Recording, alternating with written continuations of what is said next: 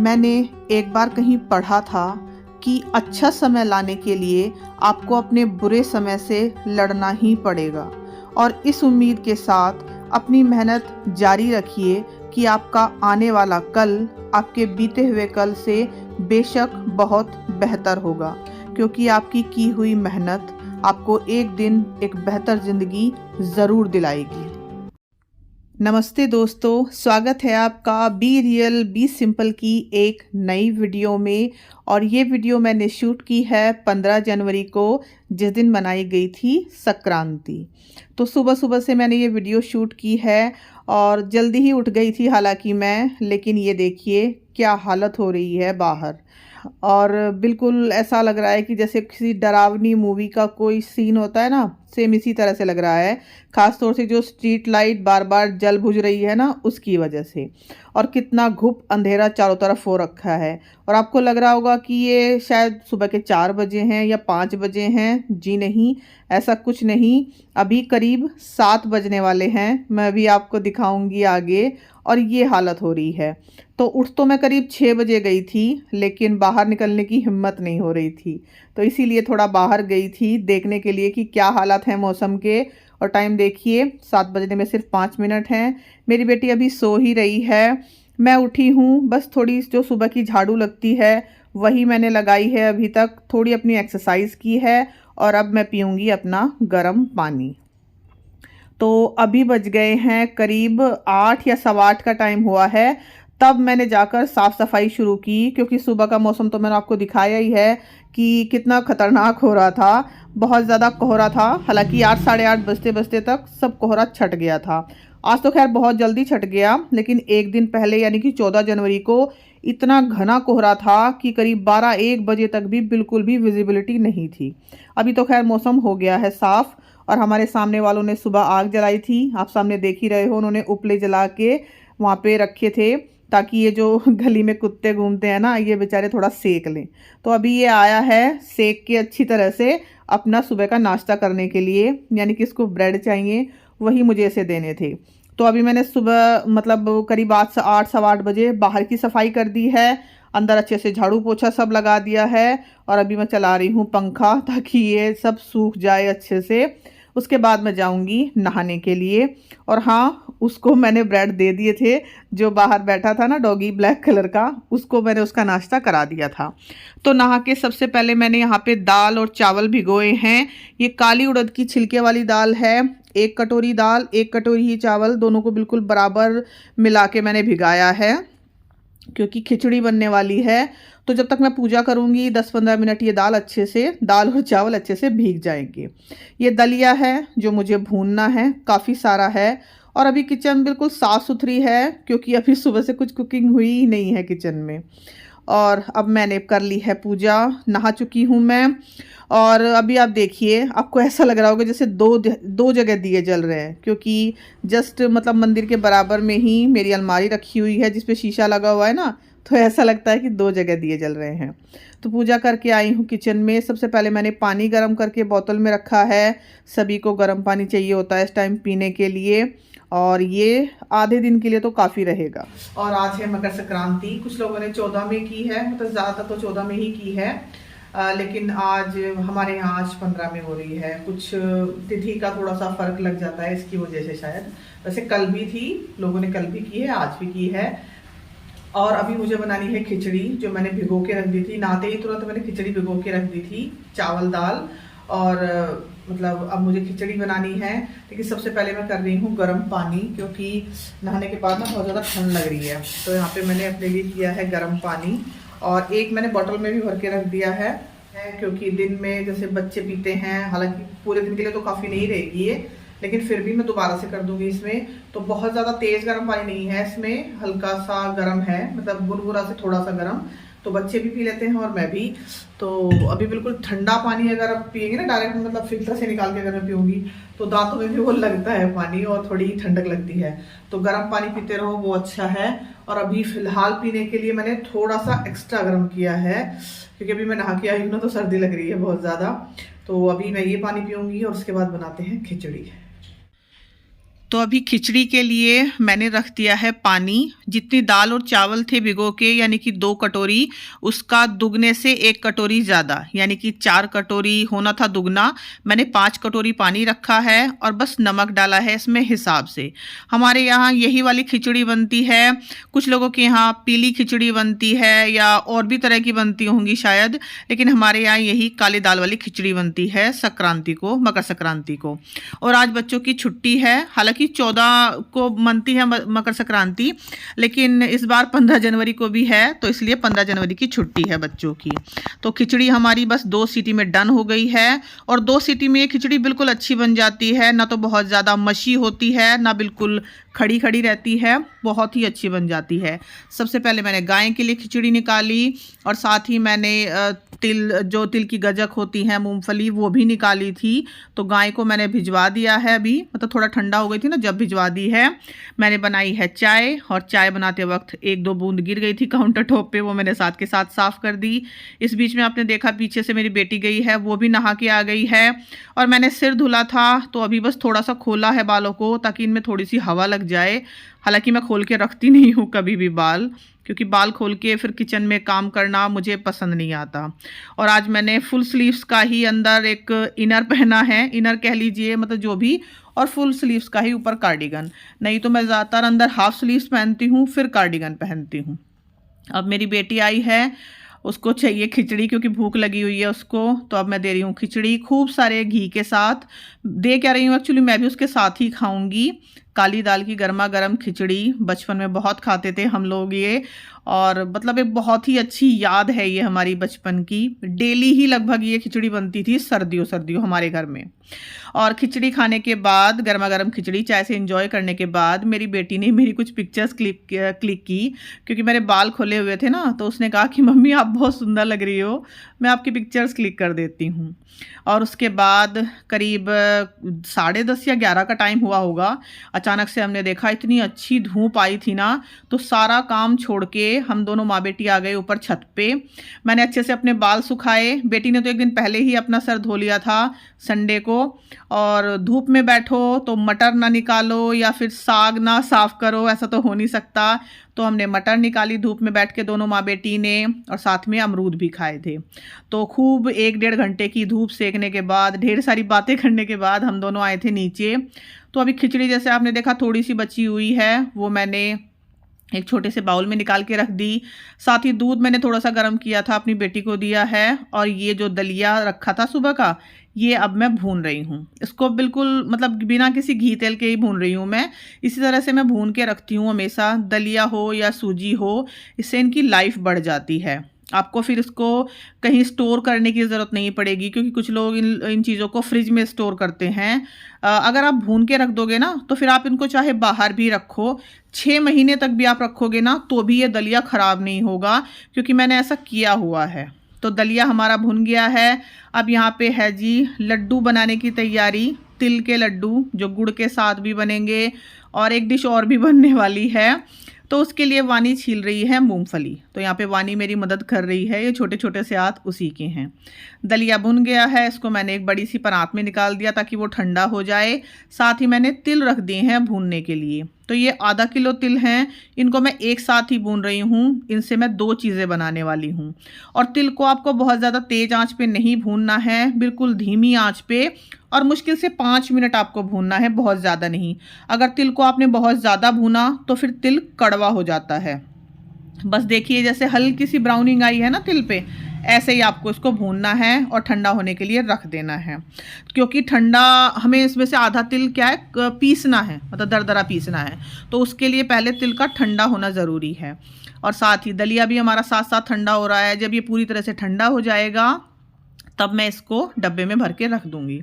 तो जब तक दोनों चीज़ें हमारी ठंडी हो रही हैं, तब तक मैंने यहाँ पे गुड़ लिया है। ये गुड़ है करीब 400 ग्राम, मतलब आधा किलो से थोड़ा सा कम है। और इसको मैं काट रही हूँ चाकू से। आप चाहो तो इसको किसी कपड़े पे रख के जैसे पीटते हैं ना गुड़ को, वो भी कर सकते हो, लेकिन मैंने चाकू से इसके छोटे छोटे टुकड़े कर लिए।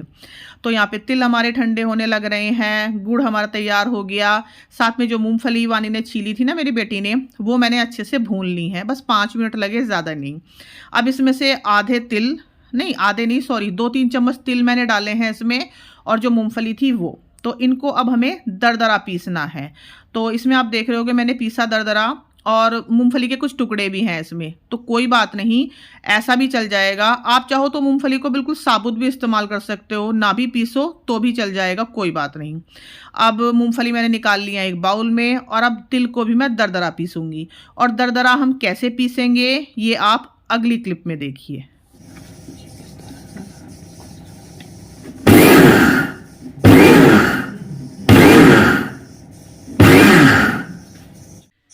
तो इस तरह से पल्स मोड पे चला के मैंने ये जो तिल थे ना, इनको हल्का दरदरा पीसा है इस तरीके से।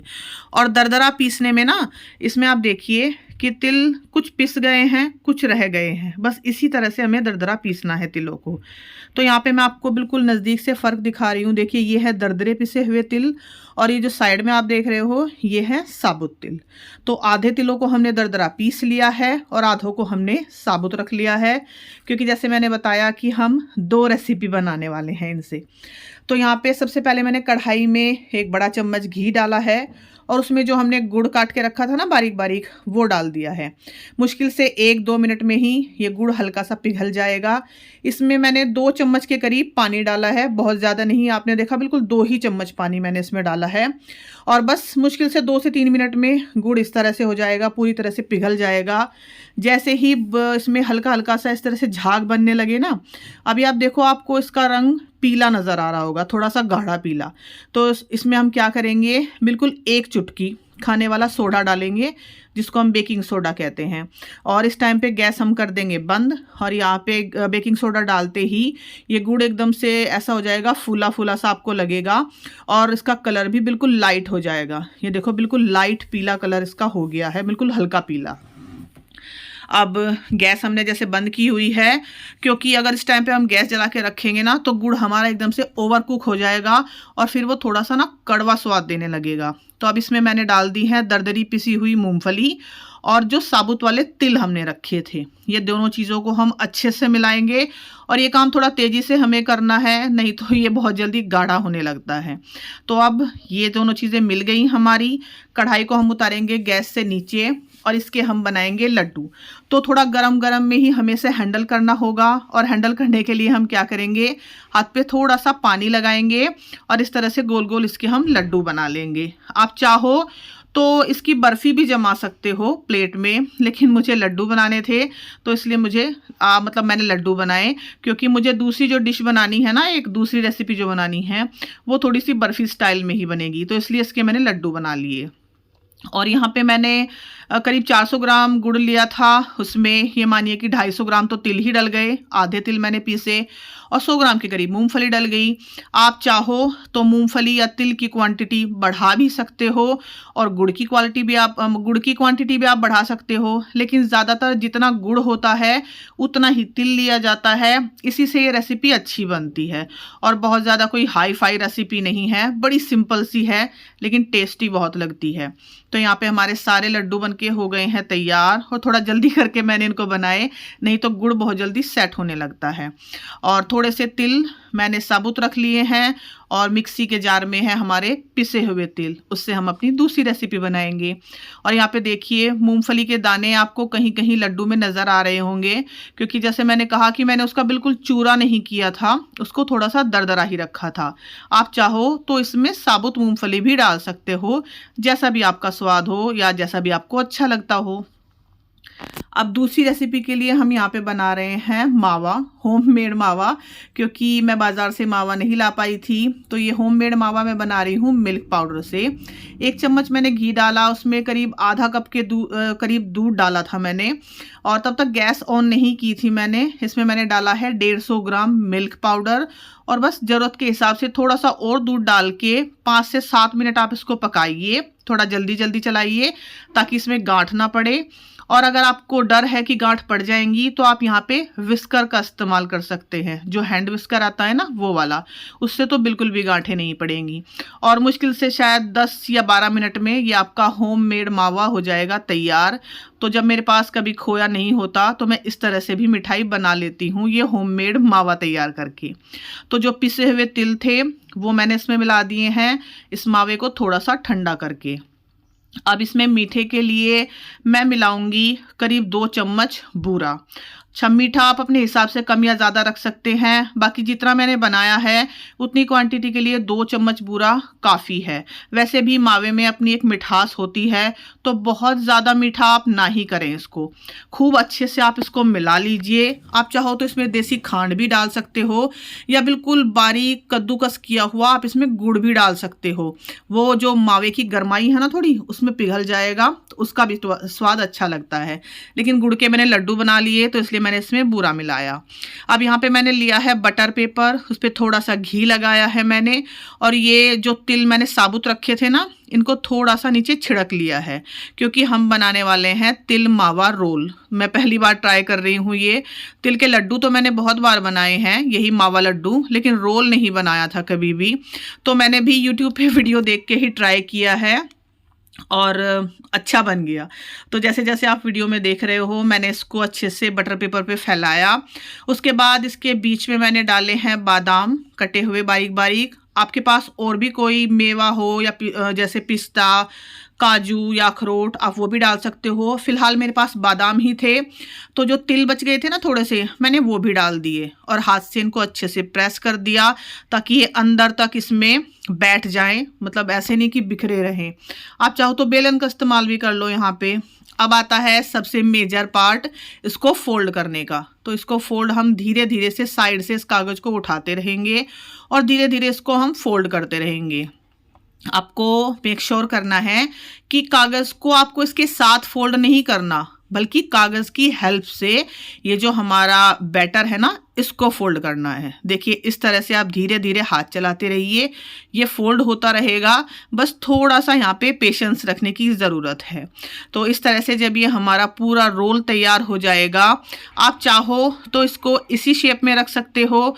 मैंने इसको थोड़ा सा हाथ से ऐसे दबा दबा के थोड़ा लंबा शेप इसका कर लिया था, क्योंकि ये मुझे बहुत ही बड़ा लग रहा था, मतलब मोटाई में बहुत ज़्यादा लग रहा था, इसलिए मैंने इसको थोड़ा सा ऐसे पतला करके और लंबा फैला लिया। अब इसी बटर पेपर में लपेट के हम इसको रख देंगे फ्रिज में, और फ्रिज में मैंने इसको करीब 1 से 1.5 घंटा रखा था। आप चाहो तो ज़्यादा देर के लिए भी रख सकते हो। और ये जो एक छोटा सा पोर्शन बच गया था ना, इसका मैंने इस तरह से लड्डू बना दिया अपनी बेटी को देने के लिए। तो इस तरह के लड्डू भी आप बना सकते हो इस बैटर के। जैसे मैंने कहा, लड्डू तो मैंने बहुत बार बनाए हैं, लेकिन ये रोल मैंने पहली बार ट्राई किया। तो अभी करीब 1-1.5 घंटे बाद मैंने इसको फ्रिज से निकाला, और इस तरह से मैंने इसको कट किया। तो बहुत ज़्यादा मोटे पीस भी नहीं मैंने काटे, बहुत ज़्यादा बारीक भी नहीं, बस इस तरह के पीसेस मैंने इसके कट कर लिए।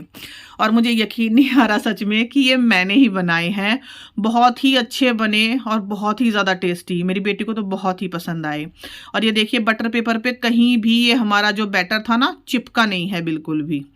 तो अगर YouTube पे वीडियो देख के मैं बना सकती हूँ, तो फिर कोई भी बना सकता है। और वाकई में ये बहुत टेस्टी लगे, और बहुत ज़्यादा कुछ सामान भी इसमें नहीं लगा। तो दोनों ही हमारी तिल की रेसिपी बहुत ही शानदार बनके तैयार हुई हैं, और बहुत ज़्यादा झंझट वाली रेसिपी भी नहीं है। मुश्किल से आपको दोनों रेसिपीज़ को बनाने में करीब पौना घंटा या 1 घंटा लगेगा, और जल्दी से आपकी ये दोनों ही बहुत ही टेस्टी वाली और सिंपल वाली रेसिपी तैयार हो जाएंगी। तो अभी तिल का जो काम था वो हो गया। अब यहाँ पे शाम के डिनर की तैयारी है। अब शाम का डिनर मैं इसलिए बोल रही हूँ क्योंकि मैंने खाना थोड़ा जल्दी बनाया था, रात होने से पहले ही करीब 5 बजे मैं खाना बनाने लग गई थी। और आज स्पेशल सा खाना बन रहा है, तो उसके लिए मैंने कढ़ाई में थोड़ा सा तेल डाला, उसमें डाला 1 चम्मच जीरा, आधा चम्मच सौंफ, और उसमें मैंने कुछ खड़े मसाले शामिल किए, जिसमें तेज पत्ता, दालचीनी, एक बड़ी इलायची, 3 से 4 छोटी इलायची, 7-8 लौंग और 7-8 ही काली मिर्च। उनको तेल में हल्का सा मैंने भूना। बहुत ज़्यादा गर्म तेल में आपको नहीं भूनना है, नहीं तो वो मसाले जल जाएंगे। बिल्कुल हल्के से गर्म तेल में मैंने उनको भूना पहले अच्छे से। उसमें मैंने डाली है 7-8 लहसुन की कलियाँ, और करीब 3 मीडियम कटे हुए प्याज, जिनको मैंने मोटा मोटा ही काट लिया था। उनको मैंने थोड़ा सा भूना है, बिल्कुल ब्राउन नहीं किया, हल्का सा ही भूना है ताकि उनका कच्चापन निकल जाए। उसमें मैंने डाले हैं 3 टमाटर, 2 हरी मिर्च, साथ ही मैंने इसमें आधा चुकंदर और करीब 1 इंच का अदरक का टुकड़ा काट के डाला है। अब चुकंदर डालने से हमारी ये जो ग्रेवी है ना, इसका कलर बहुत अच्छा आएगा। साथ ही मैंने यहाँ पे काजू इसमें ऐड कर दिए हैं, 15-20 काजू के टुकड़े हैं ये। और ये टुकड़ा काजू है, साबुत वाला काजू नहीं है। अगर साबुत काजू आप डाल रहे हो तो बस 7 से 8 काजू काफ़ी रहेंगे। काजू ना हो आपके पास तो आप मूंगफली भी डाल सकते हैं, या फिर मगज के बीज जो आते हैं वो डाल सकते हैं, या फिर 7-8 बादाम डाल सकते हैं, क्योंकि इससे हमारी ग्रेवी थोड़ी रिच हो जाती है। अच्छा, साथ में ही मैं डाल रही हूँ यहाँ पे धनिए की डंठल। ये धनिए की पत्ती नहीं, धनिए की डंठल है। जो धनिए के पीछे की डंठल होती है ना, वो इनमें बड़ा ही अच्छा फ्लेवर होता है। इनको आप ज़रूर से डालिएगा। साथ ही 1 चम्मच मैंने नमक डाल दिया है। और कोई भी मसाला इस टाइम पे नहीं डलेगा, बस इसी के साथ हमें इन सारी चीज़ों को अच्छे से पका लेना है। जब ये पक जाएंगी तो इसको करना है हमें ठंडा। और जो साबुत खड़े मसाले थे ना, वो मैंने इसमें से निकाल दिए हैं, जो बड़े बड़े थे, तेज पत्ता, दालचीनी और मोटे वाली इलायची। बाकी जो छोटे मसाले हैं वो साथ में ही पिस जाएंगे, उनकी टेंशन करने की कोई ज़रूरत नहीं है। अब जैसे ही ग्रेवी ठंडी हुई, इसको मैंने मिक्सी में पीस लिया। और पीसते वक्त मैंने इसमें डाली है 1 बड़ा चम्मच मलाई और 1 पनीर का टुकड़ा। तो इससे ये जो हमारी ग्रेवी है ना, ये बहुत ही क्रीमी और मलाईदार तैयार होगी, क्योंकि इस डिश का नाम ही है पिंक मलाई पनीर। तो पिंक मैं इसलिए बोल रही हूँ इसको, क्योंकि इसमें हमने चुकंदर डाला है, जिससे ग्रेवी का कलर बिल्कुल पिंक हो गया है। और अब जो कढ़ाई मैंने इस्तेमाल की थी ना, उसी में मैंने इस ग्रेवी को पलट दिया है बिना किसी घी तेल के। हल्का सा जार को धो के मैंने इसमें पानी डाल दिया है। आपको अगर ग्रेवी और भी ज़्यादा पतली करनी हो तो आप इसमें दूध डालिए, पानी नहीं। मुझे सिर्फ ऐसी ही ग्रेवी रखनी थी, इसलिए मैंने बस जार को धो के हल्का सा ही उसमें डाला है पानी। अब यहाँ पे है पनीर। इसको मैंने ट्रायंगल शेप में कट कर लिया है। आप अपनी मर्जी का शेप इसमें कट कर सकते हैं। 1 चम्मच तेल डाल के हल्का सा मैंने उसको फ्राई किया है। साथ में थोड़े से मसाले मैंने पनीर में ऐड किए हैं, ताकि पनीर में भी फ्लेवर आ जाए। आधा चम्मच के करीब मिर्च, आधा चम्मच के करीब ही हल्दी, और थोड़ी सी कसूरी मेथी, ज़रा सा नमक, क्योंकि नमक हम पहले ही ग्रेवी में डाल चुके हैं, इसलिए बिल्कुल बस 1/4 चम्मच के करीब ही मैंने इसमें नमक डाला है। तो उधर पनीर हमारा धीरे धीरे पक रहा है, मतलब हल्का सा ही फ्राई किया, बस 5-7 मिनट, ज़्यादा नहीं। ग्रेवी हमारी इधर तैयार हो गई है। इसमें मैं डाल दूंगी ये पनीर, जो हमने मसालों के साथ थोड़ा सा कुक किया है। और जैसे मैंने कहा कि आप ग्रेवी को चाहो तो पतली कर लो दूध डाल के, लेकिन मुझे ऐसी ही ग्रेवी चाहिए थी, तो इसलिए मैंने ज़्यादा पतली नहीं की इसको। और ये ग्रेवी इतनी ज़्यादा क्रीमी बनती है, इतनी ज़्यादा बिल्कुल मखमली सी ये ग्रेवी बनती है वाकई में। जब आप मसाला पीसो ना, तो उसके साथ जो मैंने पनीर ऐड किया और 1 चम्मच जो मलाई ऐड की, वो बिल्कुल जादू का काम करती है। तो जब हमारा पनीर बिल्कुल लगभग डन हो गया, मैंने इसमें करीब 7-8 काजू और डाले हैं, हल्का सा घी में फ्राई करके। और मैंने उसी पैन में फ्राई किए हैं जिसमें मैंने पनीर फ्राई किया था। तो उसमें थोड़ी सी कसूरी मेथी लगी हुई थी ना, तो वो सारा फ्लेवर भी एक जगह मिक्स हो गया। तो यहाँ पे है जी हमारी पनीर, क्या बोलूँ इसको, पिंक वाला मलाई पनीर। और सादी रोटी मैंने इसके साथ सेकी है गेहूं की, और साथ में गाजर, चुकंदर और प्याज का सलाद काटा है मैंने। और पूरी फ्लेवरफुल, सिंपल लेकिन बहुत ही ज़्यादा टेस्टी हमारी ये थाली हो गई है तैयार, और सबको बहुत ही ज़्यादा पसंद आया था खाना। और यहाँ पे है चूरमा के लड्डू, जो मैंने अपनी बेटी के लिए बनाए थे, लेकिन इसकी रेसिपी मैंने इस वीडियो में शेयर नहीं की है। अगली वीडियो में ज़रूर शेयर कर दूंगी, क्योंकि वीडियो मेरी फिर बहुत ही ज़्यादा लंबी हो रही थी, और ये चूरमे के लड्डू मेरी बेटी को बहुत ज़्यादा पसंद है।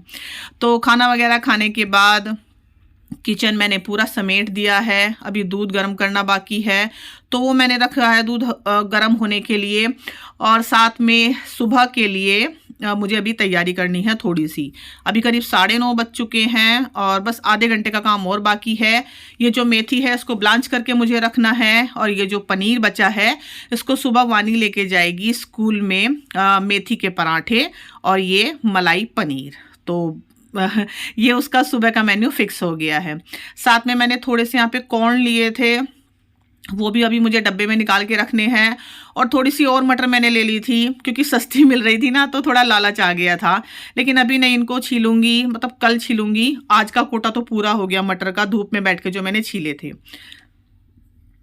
साथ ही थोड़ी सी सब्जियां आपने देखी मैंने धो के रखी हुई हैं उनको। जब तक उनका पानी निकल जाएगा तब तक ये जो पनीर है बचा हुआ फ्रिज में मैंने रख दिया। और फ्रिज में जो भी चीज़ें मैं रखती हूँ लगभग सारी ही चीज़ें आपको ढकी हुई मिलेंगी। इससे आपका फ्रिज भी साफ़ सुथरा रहता है, फ्रिज में जल्दी से कोई चीज़ बिखरती नहीं है।